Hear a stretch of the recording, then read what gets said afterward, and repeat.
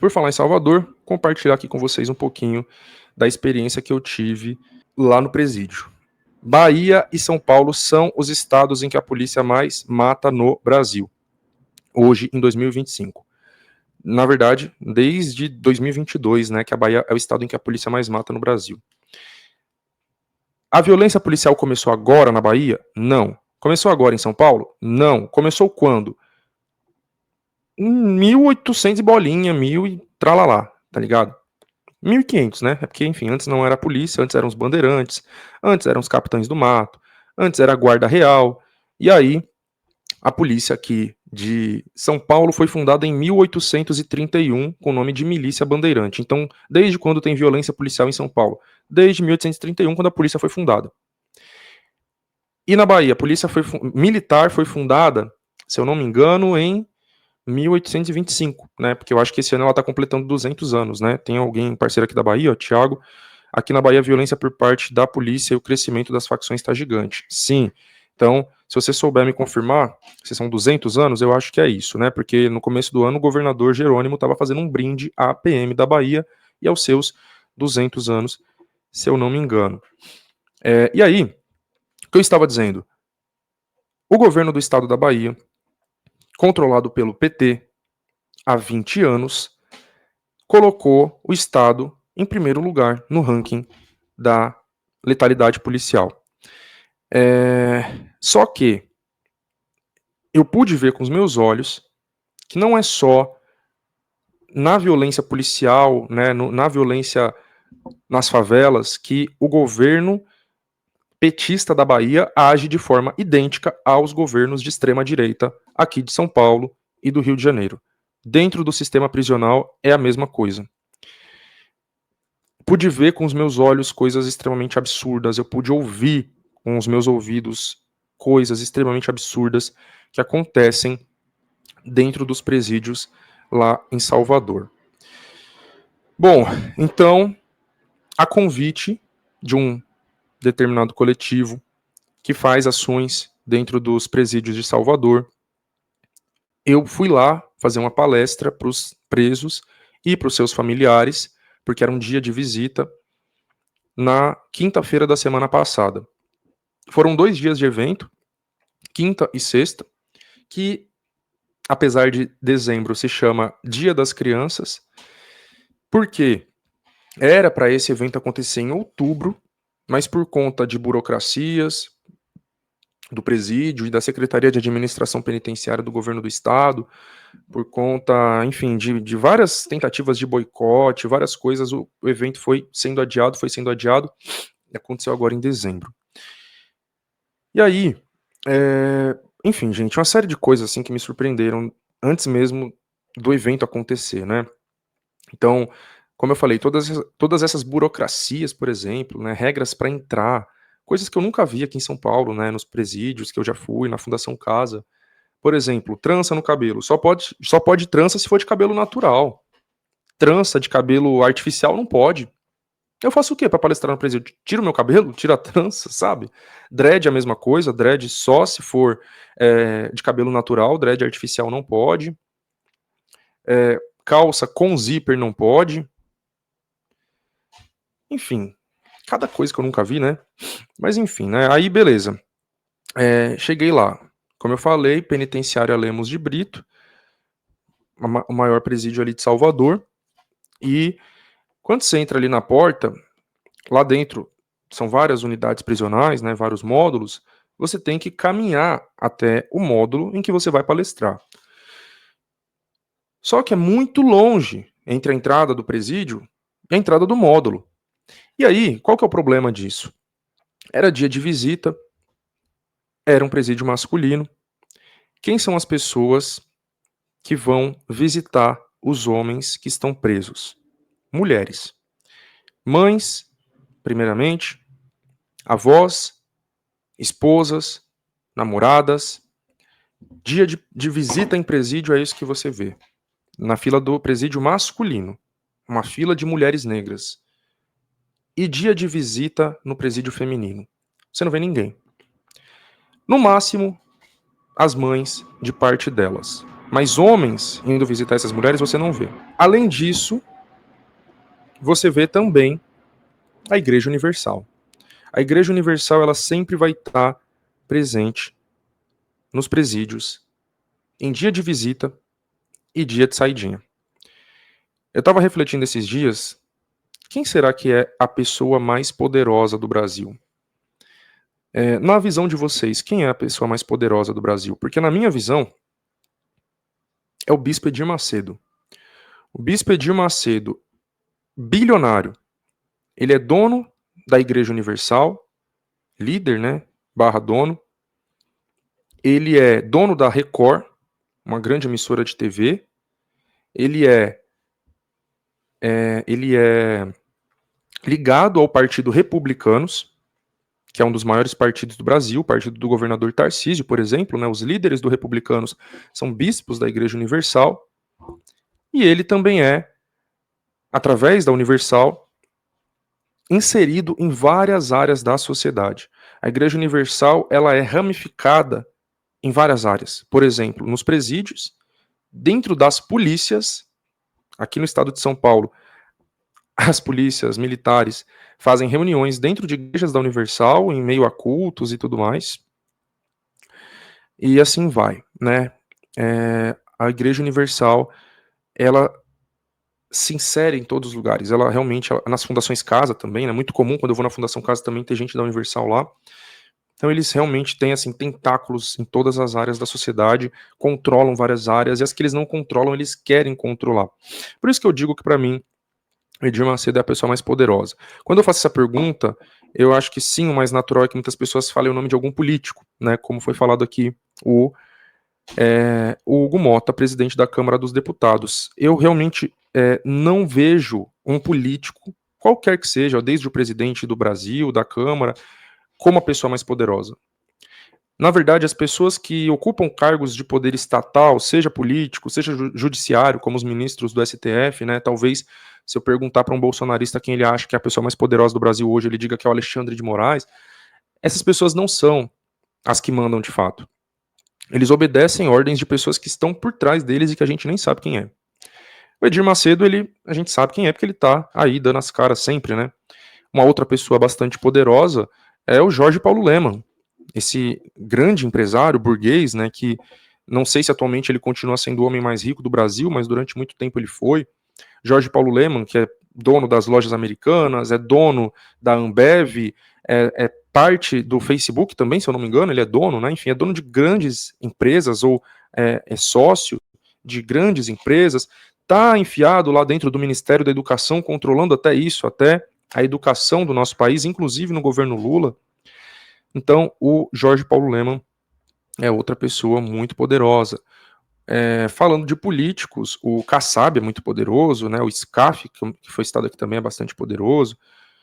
Enfim, é isso, né? Só alguma reflexão que eu queria trazer aqui. Mas voltando para o presídio, então, entrada do presídio, fila de mulheres negras e a Igreja Universal presentes ali. Ao mesmo tempo que a Universal, que é ligada, né, ao Republicanos, um partido de extrema direita, politicamente, através dos seus representantes ali, deputados, parlamentares, enfim, está propondo todo tipo de endurecimento contra as pessoas privadas de liberdade, né, com a violência policial. Eles estão ali junto com os presos também. Estão ali junto com eles, acolhem os familiares deles, querem levar eles para sua igreja, querem transformar eles em pastores, querem que eles vão lá dar os seus testemunhos. Então eles são muito inteligentes, essa é a verdade. Eles têm um projeto de dominação do país, né? Acho que realmente a Universal ela quer criar o chamado evangelistão. Como eu estava dizendo antes, é um longo percurso entre a entrada do presídio e o módulo onde as pessoas de fato estão presas. E aí eu fiquei só observando aquelas mulheres negras, muitas vezes idosas ou com mais idade, percorrendo aquele longo trajeto, carregando bolsas pesadas, sacolas pesadas, carrinhos pesados, para levar coisas para os seus filhos presos, para os seus netos, para os seus parentes presos.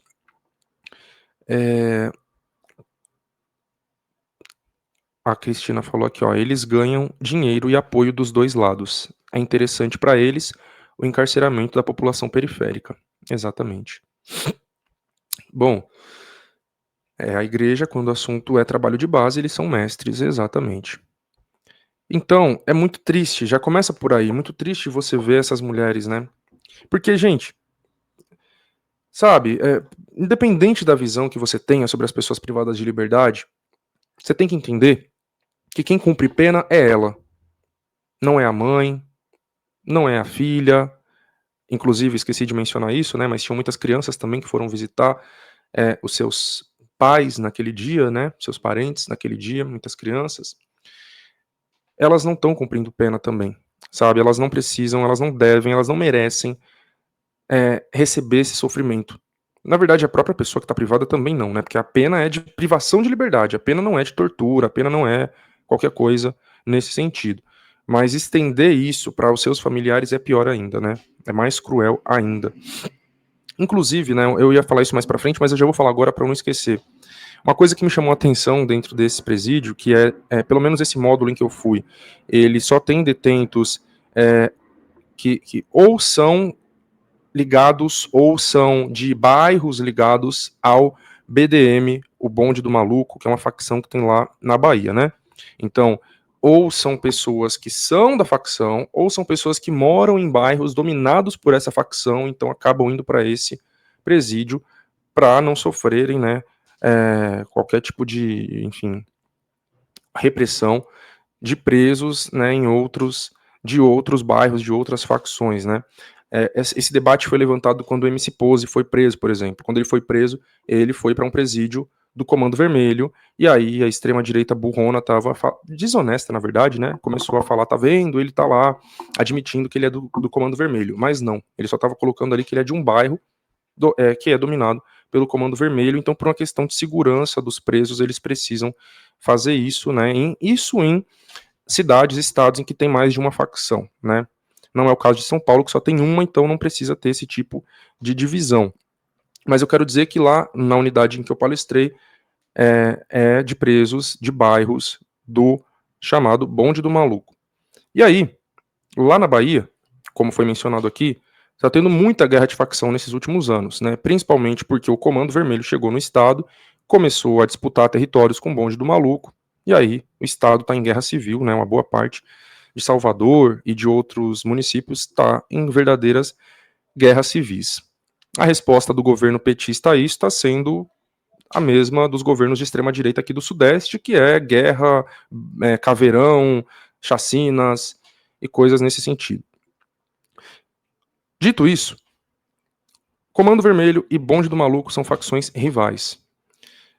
Ao longo desse dia que eu estava no presídio, que estava tendo várias atividades, parte dessas atividades era um DJ lá tocando música, né, discotecagem. E aí, esse DJ colocou, a pedido de próprios presos, uma música do Oruan para tocar. Eu realmente achei que eles iam, né, rechaçar o Oruan, qualquer coisa nesse sentido, mas não. Todos cantaram.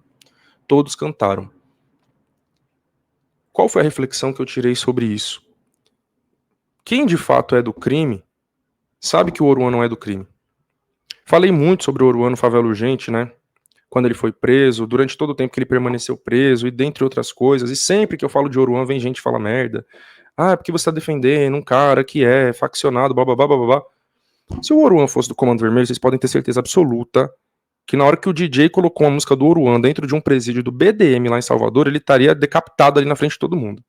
Pelo contrário, todos cantaram a música. Porque os presos sabem que não é porque o pai do Oruan é do Comando Vermelho que ele também é do Comando Vermelho. Assim como não é porque eles são do BDM que os filhos dele também são e tenham que ser maltratados por causa disso. Então, enfim, para eles isso é muito claro. Para outras pessoas, não é. Principalmente para pessoas preconceituosas que acham que familiares de presos têm que sofrer e os presos têm que sofrer e os familiares têm que sofrer junto, né? Mas enfim. Dando uma lida aqui nos comentários, Rosângela falou, sabe, Chavoso, vivo isso em família. E a vida da mãe é terrível. Tem as sacolas, tem os remédios, tem as visitas. A vida da mãe presente acaba orbitando sobre a penitenciária. Não, foi uma das cenas assim mais tristes da minha vida, sabe, né? Porque assim, mano, tem muitos extremos, né, quando a gente fala sobre a questão da população carcerária. Vai ter um extremo da direita que vai dizer que tem que matar, que é bandido, tem que se fuder, tem que ser torturado, tem que sofrer mesmo. E vai ter um outro extremo, que é uma esquerda mais caviar, desconectada da favela, né, do povão, que de fato tem uma visão mais romântica, uma visão mais, enfim, muito suave da situação, né? E quem é da favela e ao mesmo tempo é de esquerda enfim, não vai. Calma que eu tô formulando a ideia na minha cabeça. Quem é de favela e é de esquerda sabe que nenhum desses lados é o certo, tá ligado? Não é nem o lado de passar a mão na cabeça, né, e tratar como coitados, porque eles próprios não se veem dessa forma, eles próprios sabem que tomaram decisões para chegar onde chegaram, mas também não é o caminho da vingança, da morte, da tortura e coisas nesse sentido.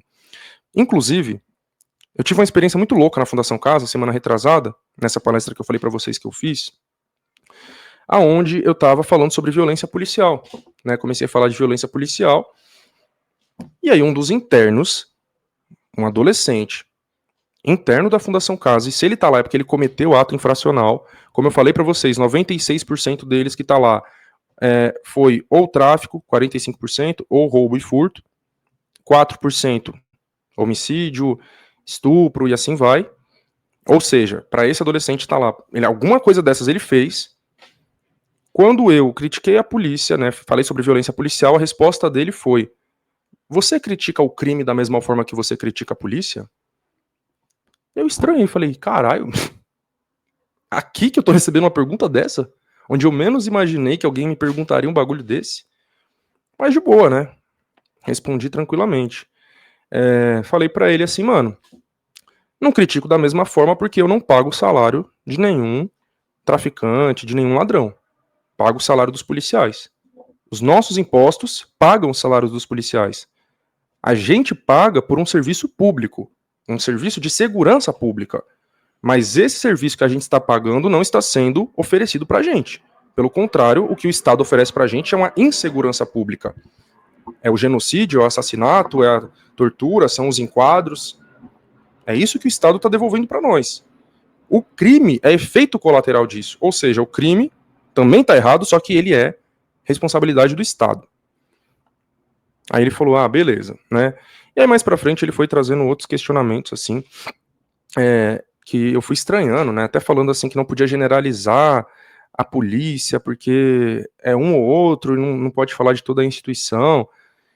E aí eu comecei a citar vários e vários e vários e vários casos para mostrar que não é exceção, né? Para mostrar que na verdade isso é a regra.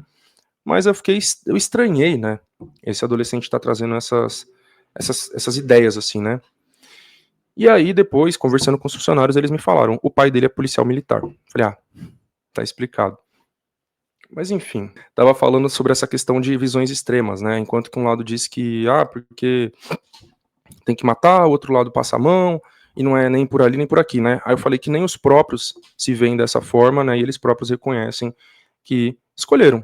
E foi o caso do que esse moleque falou, né? Esse moleque falou, porque quem tá no crime escolheu, tá no crime, não sei o quê, então não é vitimismo, enfim, gente, foi assim, uma coisa bem complicada, né, porque é um moleque que devia ter seus 16 anos, assim, um moleque internado na fundação, privado de liberdade, com a mentalidade totalmente de direita. Teve uma hora que ele chegou a perguntar pra mim, né, você prefere um partido de esquerda ou um partido de direita? Prefere um partido de esquerda ou de direita? Eu falei assim, por que você tá fazendo essa pergunta? Qual que é o intuito dela? Aí ele falou, não, é porque eu queria saber mesmo. Aí eu falei, tá, pra eu responder essa pergunta, eu preciso saber o que você entende por esquerda e direita. Porque senão posso responder e você ter uma visão totalmente diferente da minha, né? Aí ele falou, não, beleza. E é um moleque inteligente, viu? Porque ele não foi pra espantalho, né? A direita defende a família, a religião, e a esquerda, drogas, aborto. Não, ele não foi pra esse lado. Ele foi pro lado da economia, que é o que realmente é o central.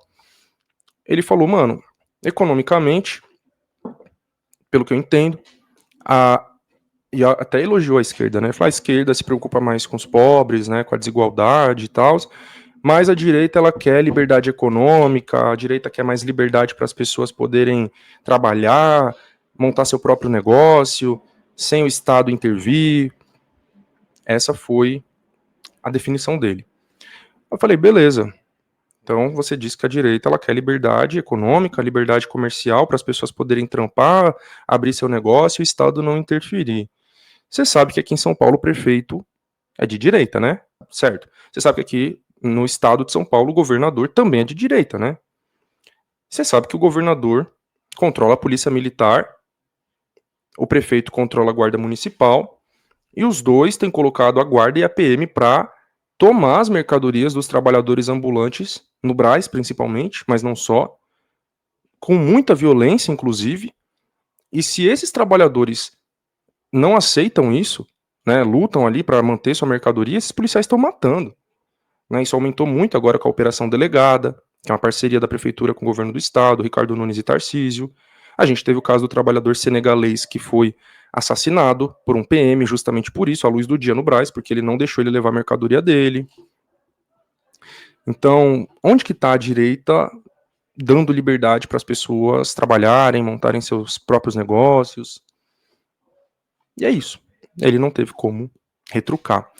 Eu não vejo essa situação como, lacrei, porra, fui foda. Não, gente, pelo amor de Deus, é um adolescente de 16 anos, filho de policial militar, como eu descobri depois, né? Eu sou um educador, eu sou um professor. A gente precisa ter paciência, sabe? A gente precisa, assim, né? A direita fala que os professores de esquerda querem doutrinar, né? Que quem segue Paulo Freire é doutrinador, sendo que é justamente o contrário, né?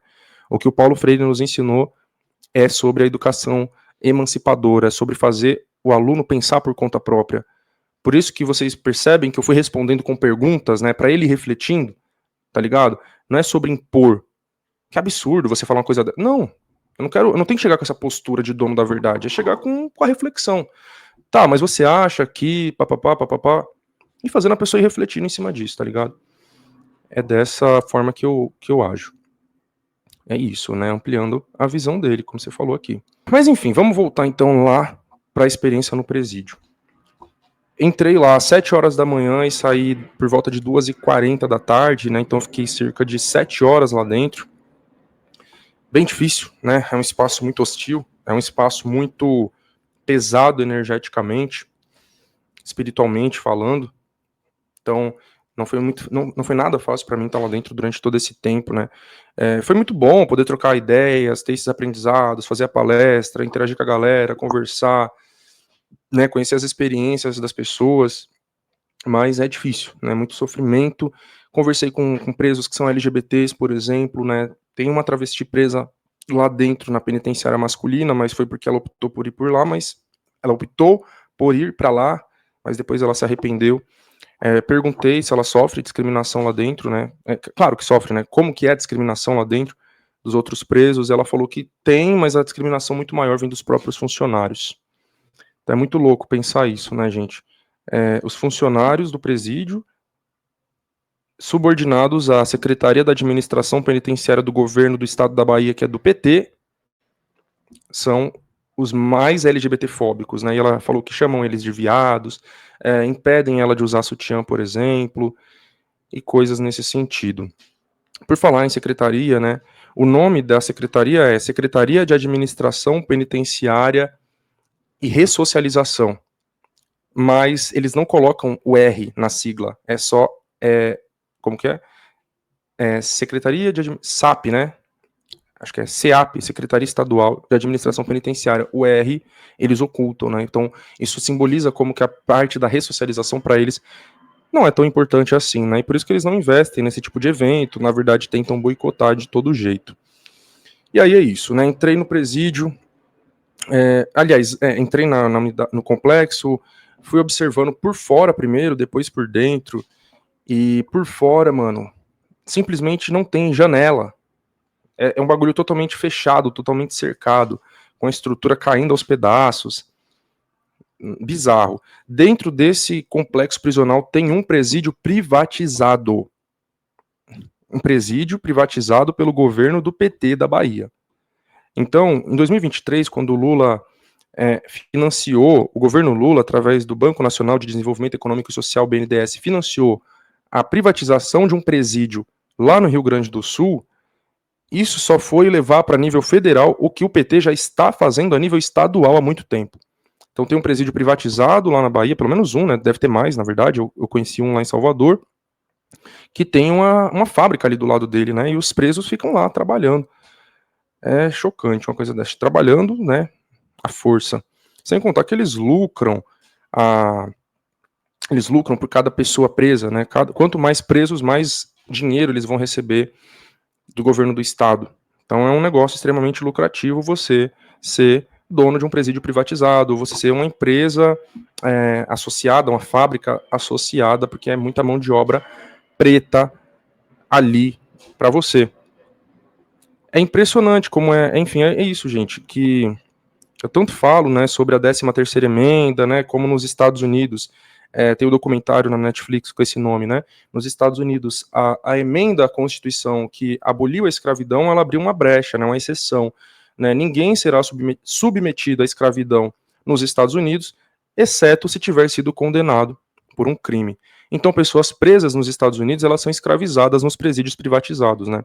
Hoje, a gente tem lá nos Estados Unidos, eles têm mais pessoas negras presas e trabalhando à força nesses presídios do que tinham pessoas negras sendo escravizadas no século XIX. Então, é isso. É uma escravidão atualizada. Pensando na Bahia, então, né, que é proporcionalmente o estado mais negro do Brasil, e Salvador, que é proporcionalmente a cidade mais negra do Brasil, é chocante, né? Foi chocante para mim entrar lá e ver aquilo, aquele monte de homens pretos ali, né, com os uniformes da fábrica ali trabalhando, presos à força, né? Inclusive, dentro de todo o presídio, eu particularmente só vi uma pessoa branca, um preso branco, né? Tinha alguns ali que é meio, não dá para definir, né? Umas pessoas pardas ali, mas só um era inquestionavelmente branco.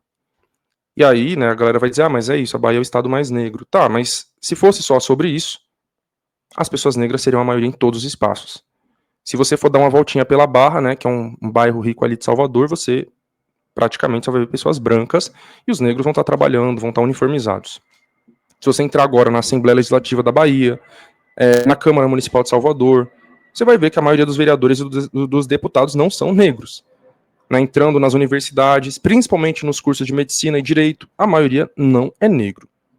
Então não é só porque a maioria do estado é negro que a maioria no presídio é negro. Inclusive, 99% da população de Salvador não é negra para ser 99% dentro do presídio. Então, ainda assim está desproporcional, ainda assim tem uma quantidade muito a mais.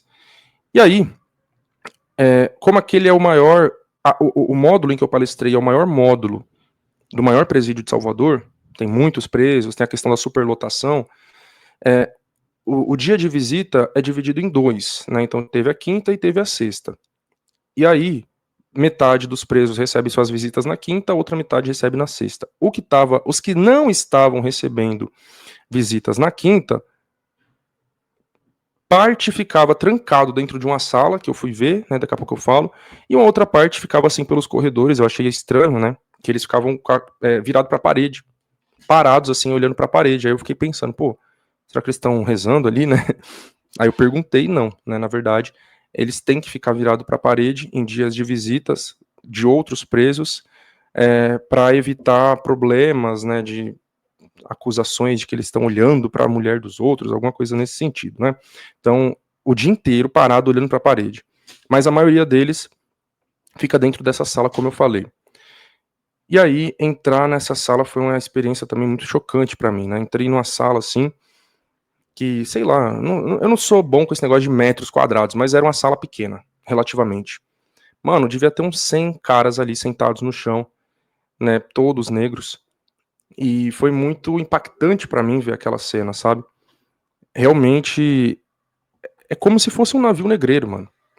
Né? Quando eu faço essa comparação, eu quero dizer, é isso, né? A população negra que era escravizada antes foi jogada dentro dos presídios, foi jogada em outras condições, sabe? Então a escravidão ela só se reformulou. É muito impactante você ver uma cena dessas, de tantos homens negros ali sentados num chão, de um espaço tão pequeno ali ao longo do dia inteiro, sabe? É muito angustiante mesmo, tá ligado? Entrei em algumas celas para ver como é que é também, cubículos assim de 1 metro quadrado, extremamente degradante. E aí, eu sei que tem essa galera que fala, mas tem que sofrer mesmo, tem que se fuder mesmo. E aí fica dois questionamentos, né? Aliás, um questionamento e uma reflexão. O primeiro questionamento é: isso vale pro Bolsonaro? Isso vale pro Barcelar? Isso vale pro TH Joias? Isso vale pro Chiquinho Brazão? Isso vale pra Carla Zambelli? Se você falar que sim, beleza, né? Então, isso vale pro Braga Neto. Essa galera também deveria estar, então, num cubículo ali de 1 metro quadrado. Gente, esqueci de falar, 3 dias sem água eles passaram na semana passada. 3 dias o presídio sem água na semana passada. Eu só fiquei pensando, imagina isso aqui na pandemia. Imagina isso aqui na pandemia. Né? Como falaram aqui, né? O Bolsonaro tá numa cela que é melhor do que o meu quarto também, né? Ele tem ar-condicionado lá. Eu não tenho ar-condicionado aqui, não, viu? Tem um outro lá que eu esqueci agora quem que tá preso lá num bagulho gigantesco, uma casona maior que minha casa, gente. Quintalzão enorme, banheirão enorme. É isso, né? Cadê que eles vão ficar num cubículo ali de 1 metro quadrado, sem água? Então, durante muito tempo, né, durante as últimas décadas, sempre foram pessoas de esquerda quem estavam falando sobre isso, né? E aí sempre vinha, né, porque os direitos humanos, bababá, foda-se os direitos humanos, é o que a direita e a extrema-direita sempre falaram. Aí agora que são os deles que estão sendo presos, eles estão preocupados com isso, né? O Bate, por exemplo, Luiz Bate, que passou aí muitos e muitos anos e continua falando, né, que as pessoas presas têm que se fuder, têm que sofrer mesmo. Quando o Bolsonaro foi preso, ele tava lá falando, mas é um idoso, tem que ir pra casa, tem que ficar em prisão domiciliar. Vai se fuder, mano. Tá cheio de idoso preso aí no sistema prisional, né, comum. Pessoas negras, idosas, pobres, presas, aí eles não falam nada. É o ex-ministro da Justiça, né? É o Anderson Torres, que tá com a varandona lá, né? E aí, gente, bom, essa pergunta aqui eu preciso falar, eu vou falar sobre isso aqui daqui a pouco, né? Presídio ressocializa quem? Vou falar sobre uma reflexão que eu tive lá também daqui a pouco, mas voltando sobre essa questão das condições, né? Então a primeira questão é essa, né? Isso vale pro Bolsonaro, isso vale pro Braga Neto, pro Anderson Torres, pra Carla Zambelli, essa questão de que tem que se fuder mesmo? Enfim. Não, ainda sobre esse bagulho de 2 pesos e 2 medidas, né? Muito engraçado aquele editorial do Estadão. Não sei se vocês viram. Deixa eu ver se eu acho aqui. Editorial Estadão, prisão, Lula e Bolsonaro. Impressionante a cara de pau do Estadão. Acho que eu encontrei aqui, ó. Foda que é no Instagram, deixa eu ver. Certo. Aqui, ó. Apesar de não estar com o Instagram logado, dá pra eu ver o post. Mulheres grávidas presas também, né? Mulheres com filhos recém-nascidos. Até na Fundação Casa, viu, gente? Até na Fundação Casa. É menor, os casos são pequenos, mas também tem, viu? Meninas grávidas, adolescentes com recém-nascidos. Olha só aqui, ó. O Estadão publicou em 2019, quando o Lula foi preso. Deixa eu dar até zoom aqui para vocês verem bem direitinho. E é bom ver aqui, ó, opinião do Estadão. Ou seja, não é um colunista, não é alguém aleatório, um jornalista individualmente falando. É a opinião do Estadão. Privilégios na prisão. É preciso habituar-se à ideia de que o ex-presidente tem de cumprir sua pena como todos os outros presos. Quando o Lula foi preso. Aí o Bolsonaro. Bolsonaro merece tratamento especial. Como ex-presidente, ele não pode ser tratado como um preso qualquer. O ideal, em razão de sua saúde precária, é que fosse condenado a cumprir pena em prisão domiciliar. É muita cara de pau, né, gente? Muita cara de pau. Mas enfim, né? Então é isso. E aí, a segunda coisa que eu queria falar é que. Segunda coisa que eu queria falar É sobre aquele velho dado, né, que o Jones até levantou lá no debate, até viralizou quando a gente fez o debate, 3 pessoas da esquerda radical, revolucionários contra 3 reformistas, quando ele citou lá, e o Loconte se surpreendeu de que a gente tem mais de 200.000 presos provisórios. Mais de 200.000 pessoas presas que nunca foram condenadas, tá ligado? Que não tem condenação, muitas que não têm julgamento, mais de 200.000. E aí, essa travesti mesmo que eu conversei, ela falou pra mim que ela foi presa por um bagulho de 2012, né, que eu, assim, né, não que ela tivesse foragida nem nada do tipo, ela já tinha cumprido pena.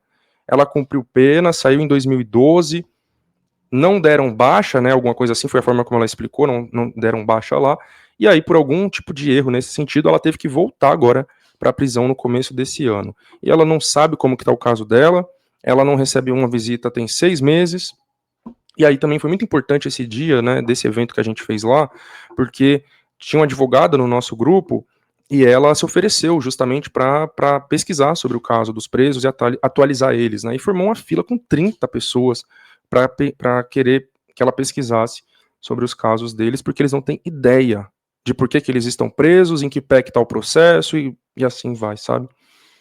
É absurdo. Enfim. E aí, bom, deixa eu ver o que mais que eu posso dizer.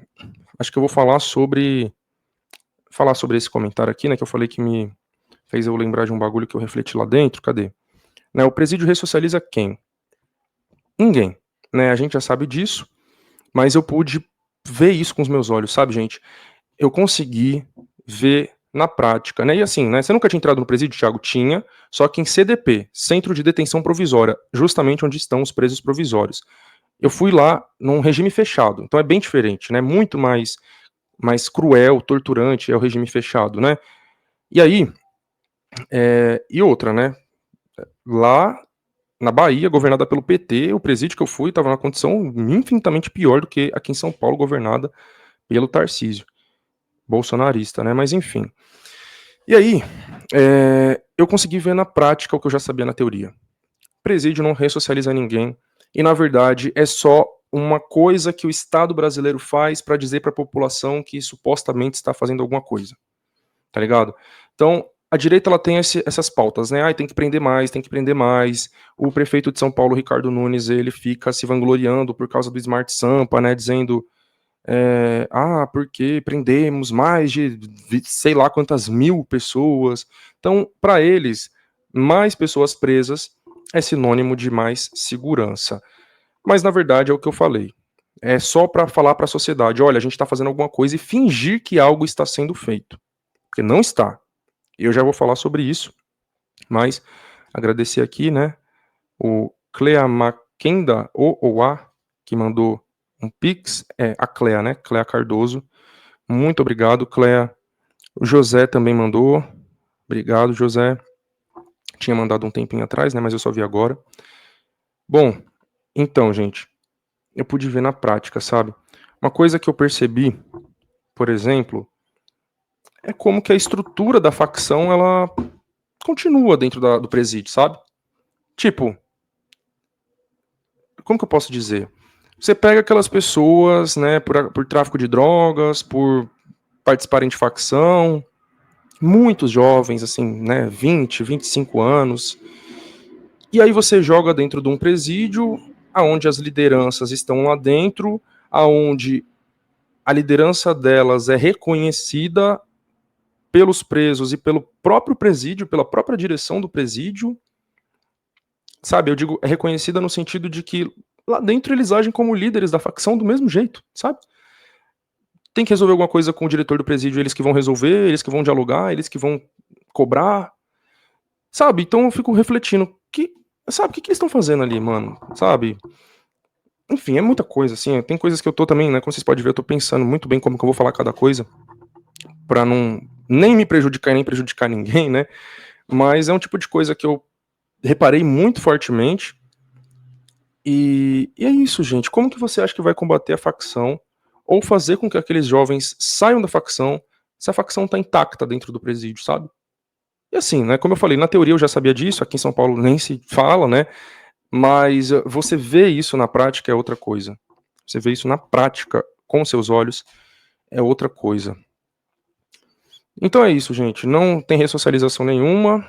Muitos que entraram ali lá dentro permanecem na facção, vão sair, vão continuar na facção. É isso, né? Vida que segue, isso vai permanecer nesse ciclo eterno e o Estado sabe disso. As facções surgiram dentro dos presídios, as facções mandam nos presídios, o Estado sabe, o Estado é conivente e finge que está combatendo alguma coisa. O BDM surgiu dentro de um presídio na Bahia, o PCC surgiu dentro de um presídio aqui em São Paulo, o Comando Vermelho surgiu dentro de um presídio no Rio de Janeiro, ou seja, debaixo do nariz do Estado. O surgimento desses grupos é responsabilidade direta do Estado e das políticas de encarceramento em massa e genocídio que ele, o Estado, promove.